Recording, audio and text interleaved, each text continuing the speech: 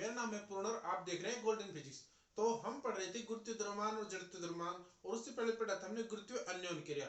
तो अब हम पढ़ेंगे जो गुरुत्वीय अन्योन क्रिया है उसके अंतर्गत जो पार्टिकल है उसकी कण की गति का समीकरण क्या है। समीकरण से हम ये पता लगाएंगे उसका पथ किस प्रकार है, यानी जो केंद्रीय बल के अंतर्गत जो कण गति करते हैं उनका पथ किस प्रकार आता है, तो हम ये पढ़ेंगे। तो अब देखिए सबसे पहले जो गुरुत्वीय बल होते हैं वो क्या होते हैं, केंद्रीय बल होते हैं। और केंद्रीय बल क्या होते हैं, संरक्षी बल होते हैं। ये मैंने पहली क्लास में पढ़ाया था कि जो केंद्रीय बल है वो संरक्षी बल होते हैं, हमने प्रूव भी किया था। तो जब संरक्षी बल है तो इनकी ऊर्जा क्या रहेगी, कंजर्व रहेगी, यानी ऊर्जा निश्चित रहेगी। तो देखिए कोई भी कण है जो सूर्य के चारों ओर चक्कर लगा रहा है, यानी कोई भी ग्रह है जो सूर्य के चारों ओर चक्कर लगा रहा है, तो इसकी तीन प्रकार की ऊर्जाएं होंगी। एक तो स्थितिज ऊर्जा होगी, और एक होगी इसकी काइनेटिक एनर्जी, और एक होगी इसकी कौन सी, घूर्णन गतिज ऊर्जा, रोटेशन वाली। तो इसकी टोटल ऊर्जा ये होगी। तो अब हम ये इस ऊर्जा को लेके इसका सॉल्यूशन निकालेंगे, गति का समीकरण निकालेंगे। और समीकरण क्या आता है, तो चलिए शुरू करते हैं। हम लिखते हैं माना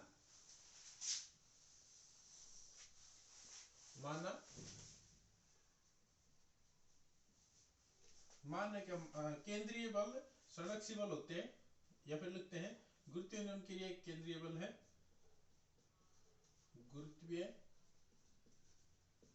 अन्योन क्रिया एक केंद्रीय बल है, तथा केंद्रीय बल संरक्षी होते हैं, तथा केंद्रीय बल संरक्षी बल होते हैं।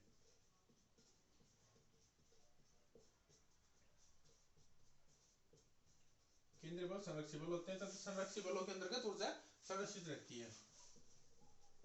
संरक्षित बलों के अंतर्गत, या हम कह सकते हैं संरक्षित बल क्या होते हैं, जिनमें ऊर्जा संरक्षित रहती है। संरक्षित बलों के अंतर्गत यह किया गया कार्य पाथ डिपेंडेंट नहीं होता। संरक्षित बलों के अंतर्गत ऊर्जा संरक्षित रहती है। संरक्षित यानी कांस्टेंट रहती है, बदलती नहीं है, कुल ऊर्जा उसकी नहीं बदलती है। इसलिए माना कण की स्थितिज ऊर्जा, तो कण की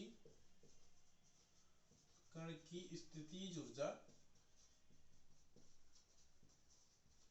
स्थितिज ऊर्जा क्या होगी, ur, तथा गतिज ऊर्जा क्या होगी, 1/2 mv²। इसका हम क्या लिख सकते हैं, 1/2 mv को क्या लिखते हैं, dr/dt। तो हम इसे लिख सकते हैं dr/dt का स्क्वायर। वह घूर्णन गतिज ऊर्जा,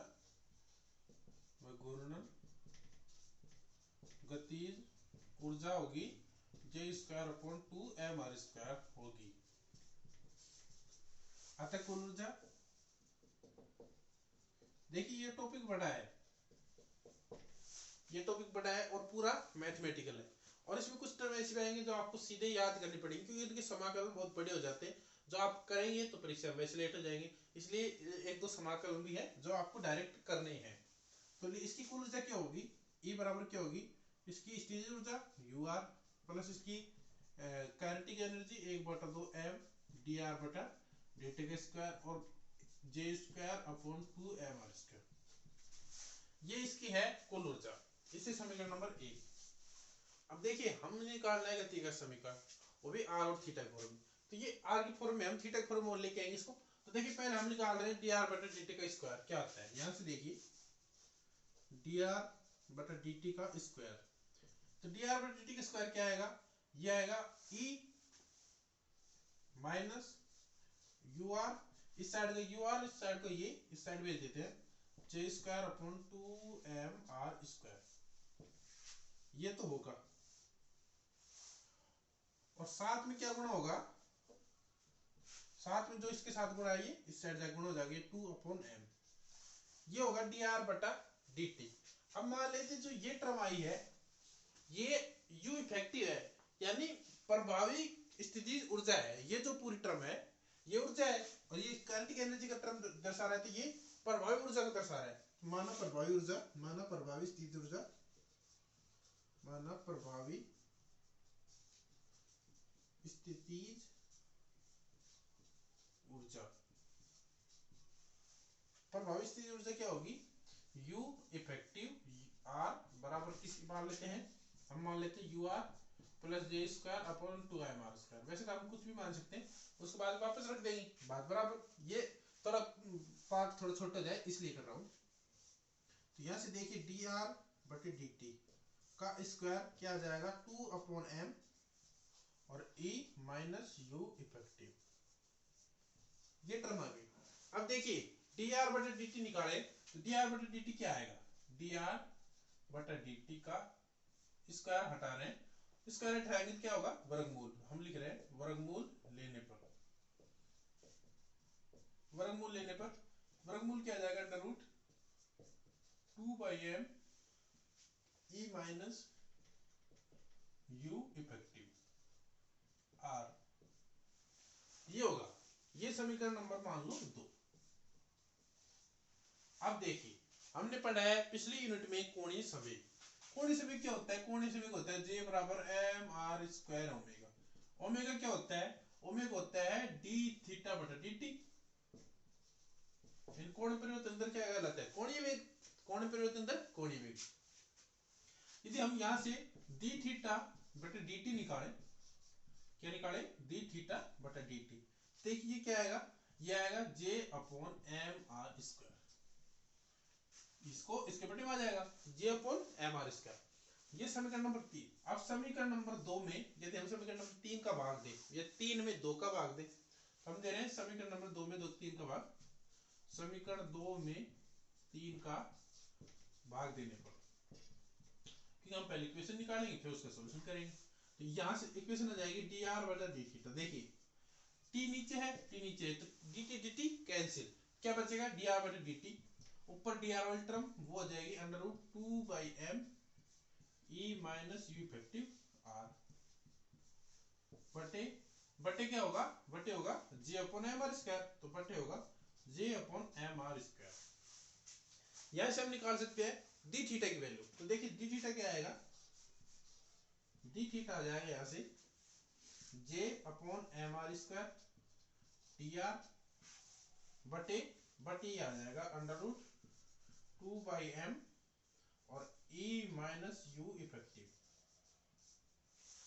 देखिए d थीटा यहां से क्या आएगा, d थीटा बराबर क्या हो जाएगा, dr तो ये है बटे, बटे देखिए ये r स्क्वायर है तो ये नीचे हो जाएगा, तो ये 1/r स्क्वायर, तो यह r स्क्वायर हो जाएगा अंडर रूट। अब देखिए इन दो टर्मों को देखिए एक साथ, आप j अपॉन m है तो नीचे जाएगा, ये तो इसे हम m अपॉन j लिख सकते हैं।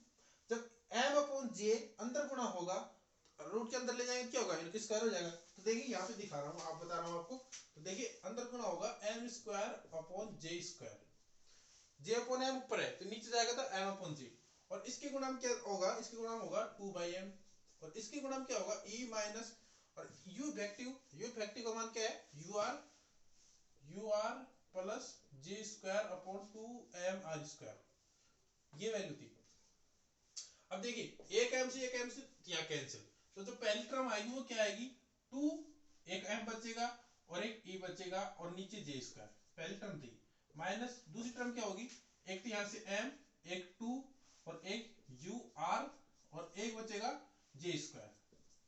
तीसरी टर्म देखिए ये माइनस और ये प्लस से ये माइनस हो जाएगा, ये तो माइनस हो गया, j स्क्वायर से j स्क्वायर कैंसिल, एक m से एक m कैंसिल, तो यहाँ से क्या बचेगा, और ये 2 है, इस 2 से ये 2 कैंसिल, तो यहाँ से क्या बचेगा 1/r स्क्वायर। तो ये जो वैल्यू है ये मैं यहाँ लिख रहा हूँ डायरेक्ट। तो देखिए ये आएगा 2me upon j square minus 2mur, 2mur upon j square और माइनस 1/r स्क्वायर। ये दिख नहीं रही तो मैंने बोल दिया आपको, ये लिख लीजिए। इसके बाद देखिए ये आ गई समीकरण।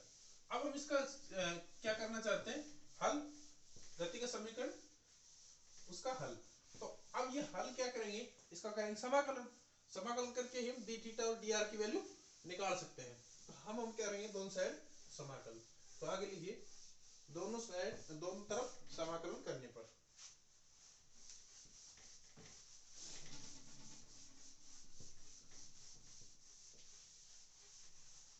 लिखिए दोनों तरफ तरफ समाकलन करने पर।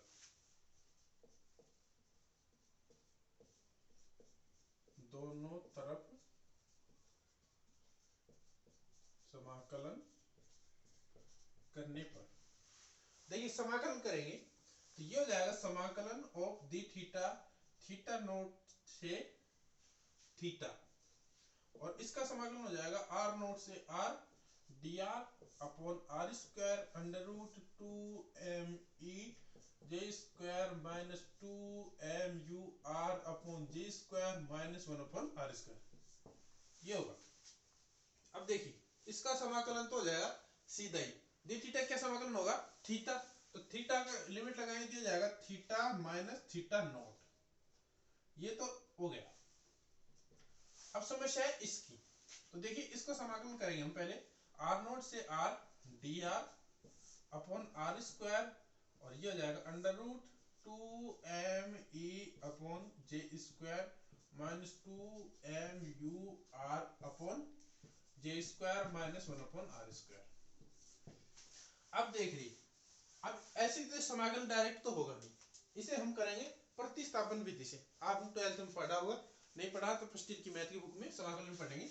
देखिए हम समाकलन के लिए मान लेते हैं, हम मानते हैं 1 अपॉन आर को u, जब इसका समाकलन करेंगे तो ये हो जाएगा 1 upon minus 1 upon R square D R और डी यू, इसका समाकलन किया आएगा। तब देखिए 1 upon R square D R क्या लिख सकते हैं हम डी यू, तो लिखिए थीटा माइनस थीटा नोट बराबर समाकलन आर नोट से आर और D R upon R square जो क्या होगा डी यू।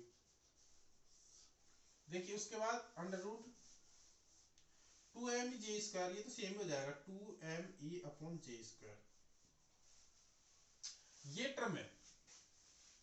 इस टर्म से पहले हम एक चीज और मान ले तो ये और सरल हो जाएगा, तो हम इसको बाद में लिखते हैं, पहले एक टर्म और मान लेते हैं। वो देखिए क्या कि जो बल होते हैं, जो बल होते हैं केंद्रीय बल, वो और जो जिनके अंतर्गत ये ग्रह गति करते हैं वो क्या होते हैं दूरी के वर्ग की व्युत्क्रमण अनुपात।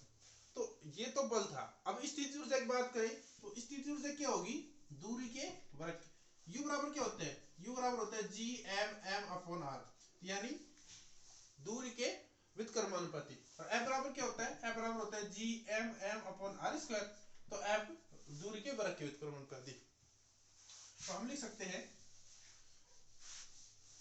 केंद्रीय बल दूरी के वर्ग के व्युत्क्रमानुपाती होते हैं, केंद्रीय बल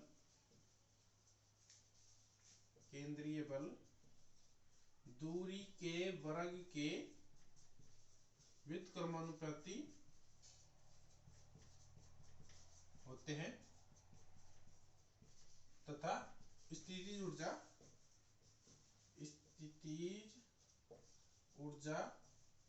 दूरी के व्युत्क्रम के व्युत्क्रमानुपाती होती है। तो यहां से हम क्या लिख सकते हैं, हम यहां से लिख सकते हैं जो यू आर होगा वो किसके समानुपाती होगा 1 अपॉन आर के, तो यू आर की जगह हम क्या लिख सकते हैं के बाई आर, लेकिन ये क्या होगा माइनस, क्यों, क्योंकि जो स्थिर ऊर्जा होती है वो ऋणात्मक रूप में होती है, यू होती है यू बराबर minus G M M upon R, ये होता है, तो ये होगा माइनस के अपॉन आर।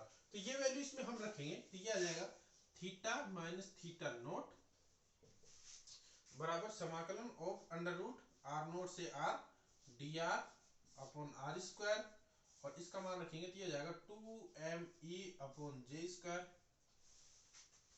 ये भी हमने इसलिए लिखा है क्योंकि यू आर को हम डायरेक्ट डिफाइन नहीं कर सकते, कांस्टेंट के साथ आर की टर्म रह जाएगी, इसलिए हमने यू आर को इस तरह लिखा है। ये हो जाएगा 2m k, ये आएगा यू आर की जगह 2m k upon J square और आर और माइनस 1 अपॉन आर स्क्वायर, ये टर्म आएगी। अब हम मानते हैं कि 1 अपॉन क्यू स्क्वायर क्या होता है, 1 अपॉन आर क्या मान लेते हैं, यू मान लेते हैं। तो उसके बाद हम इसका करेंगे समाकलन और फिर उसको करेंगे हम सॉल्व।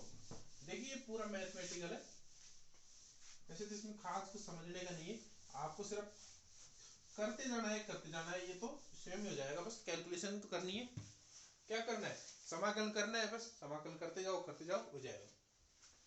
हम लिखते हैं माना लेट कि 1/r इक्वल टू यू, तो -1/r स्क्वायर dr बराबर क्या आ जाएगा du। इसका क्या करेंगे अवकलन, वो क्या आएगा 1/r का -1/r स्क्वायर और r का dr और u का du, ये वैल्यू रखेंगे इस समीकरण में, तो ये आएगा थीटा माइनस थीटा नॉट बराबर समाकलन r नॉट से r। तो देखिए यदि हम इस थीटा नॉट को इस साइड लिखते, इसको भी साइड लिख लेते, थीटा बराबर आएगा थीटा नॉट, यानी थीटा बराबर थीटा नॉट तो जाएगा। लेकिन जब हम du की टर्म में जब इसका समाकलन करेंगे तो एक समाकलन कांस्टेंट आता है, उसके लिए हम समाकलन कांस्टेंट को और थीटा नॉट को दोनों को कंबाइन रूप में लिखे, हम लिखेंगे थीटा नॉट डैश, हमने ये कंबाइन रूप में लिख दिया दोनों कांस्टेंट हो। इसके बाद देखिए समाकलन हो जाएगा du upon dr upon r square का हम लिख दें du। उसके बाद इसका समाकलन under root 2me upon J square 2me upon J square, उसके बाद है plus 2mk upon J square और 1 अपॉन r की जगह क्या लिख सकते हैं u माइनस और u स्क्वायर, 1 अपॉन r की जगह u, 1 अपॉन r स्क्वायर की जगह u स्क्वायर, ये आ गया। और इसमें भी क्या है, ये भी माइनस ही होगा क्योंकि ये माइनस रह गया, ये माइनस। अब देखिए जो समाकलन होता है, समाकलन dx upon under root a plus bx plus cx square, इसका जो समाकलन होता है, इसमें देखिए a कांस्टेंट है तो ये कांस्टेंट टर्म है, x के साथ b है तो ये x हो गया और ये b की टर्म हो गई, x स्क्वायर के साथ c यानी x स्क्वायर तो u स्क्वायर हो गया और c का मान है -1। तो इसका जो समाकलन होता है वो होता है 1 upon under root minus c और कोस इनवर्स इसका आगे क्या होगा, एक मिनट, ये होगा b plus 2cx by root D, और जो रूट डी होता है वो होता है अंडर रूट, इसका मान होता है ये होता है बी स्क्वायर माइनस 4ac का रूट, ये होता है। इसका समाकलन इस फॉर्मूले से करेंगे। तो अब देखिए ये टर्म है बड़ी, इसको इस तरह करना मुश्किल होगा, तो हम लिखते हैं सीधे समाकलन करने पर,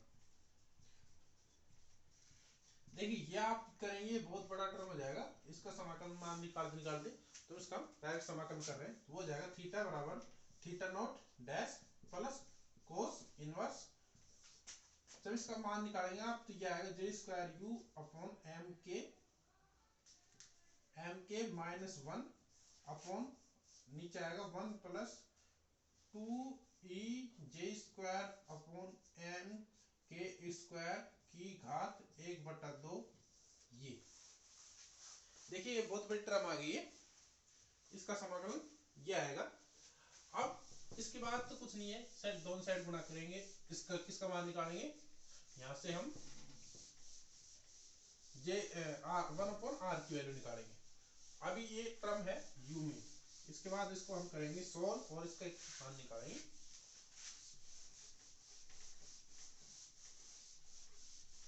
एक मिनट, ठीक है साफ हो गया।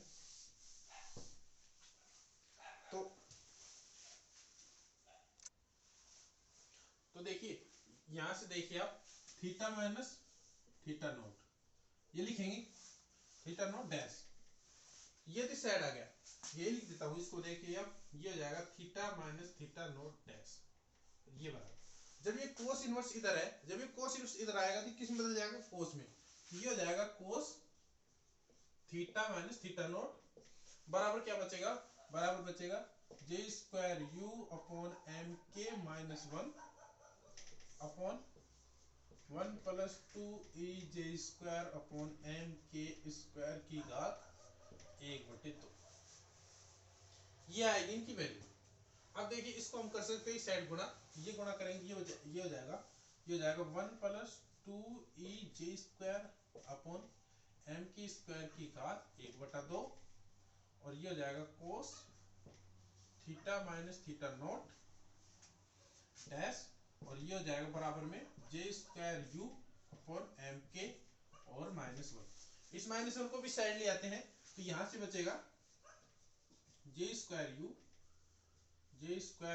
अपॉन m k बराबर होगा 1 प्लस ये -1 आके जुड़ जाएगा 1 प्लस और ये हो जाएगा 1 plus 2e² upon m k² की घात 1/2 कोस theta minus theta naught dash. ये वैल्यू होगी। जैसे हम निकालना चाहते हैं 1 अपॉन r की वैल्यू, r की वैल्यू निकालना चाहते हैं तो उससे पहले हम क्या निकालना पड़ेगा u का वैल्यू रखेंगे 1 अपॉन r।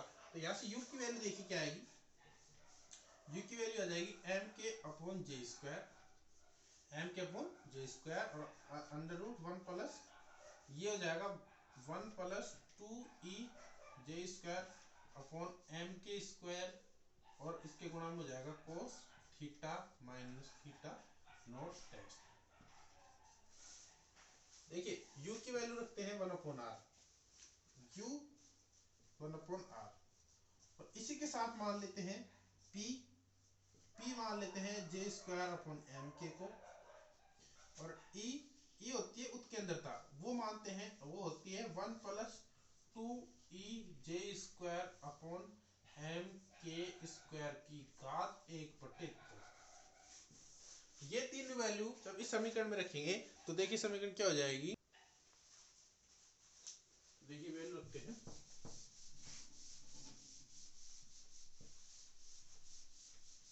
यहां माना था यही रखना है, सब सेम हो गया।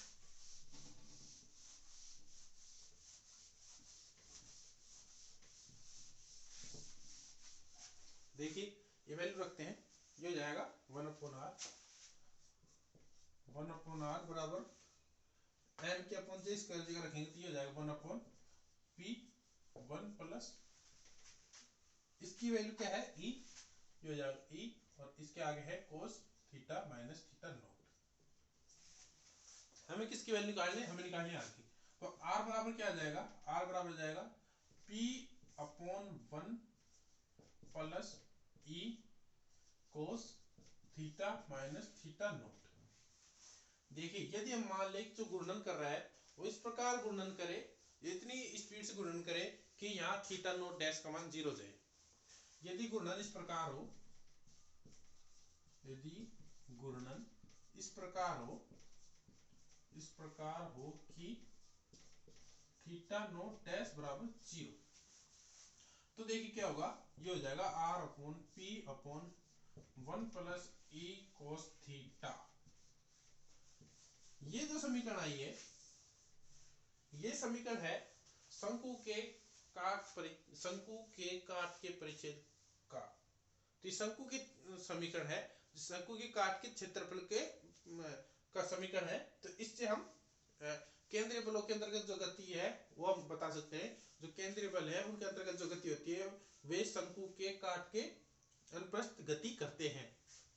तो लिख सकते हैं यह समीकरण। इसके बाद हम इसके क्या बोलते हैं कार्तीय दिशा में पढ़ेंगे, जो ए है उसके हिसाब से हम किस प्रकार पथ बनते हैं वो भी पढ़ेंगे। तो यह एक शंकु के काट के परिच्छेद का समीकरण है। अतः केंद्रीय बलों के अंतर्गत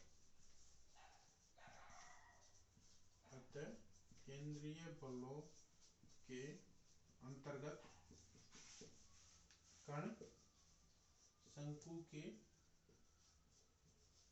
काट के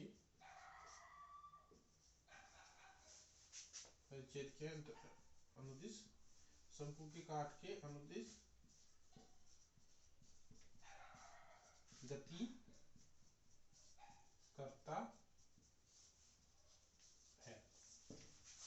तो ये गति करता है। तो इस प्रकार हम ये बताते हैं कि जो केंद्रीय बल है अन्योन क्रिया है, गुरुत्व अन्योन क्रिया, उसके अंतर्गत गण किस प्रकार गति करता है। इसके बाद हम पढ़ेंगे ये है पोलर कोऑर्डिनेट में r और थीटा में। इसके बाद हम पढ़ेंगे इसे एक्स वाई जेड निश्चित तंत्रों में एक किस प्रकार से विकर्ण है और किस प्रकार इनके गति के जो क्या बोलते हैं पथ है वो पथ किस प्रकार होंगे, इनके पथ पढ़ेंगे। तो इसके बाद ये नेक्स्ट टॉपिक है, इसके बाद दो टॉपिक और है, केपलर के नियम और एक पढ़ेगा रदरफोर्ड स्केटिंग। बस उसके बाद ये एक इसका एक पार्ट कंप्लीट हो जाएगा, उसके बाद इसका सेकंड पार्ट पढ़ेंगे। तो चलिए मिलते हैं कल।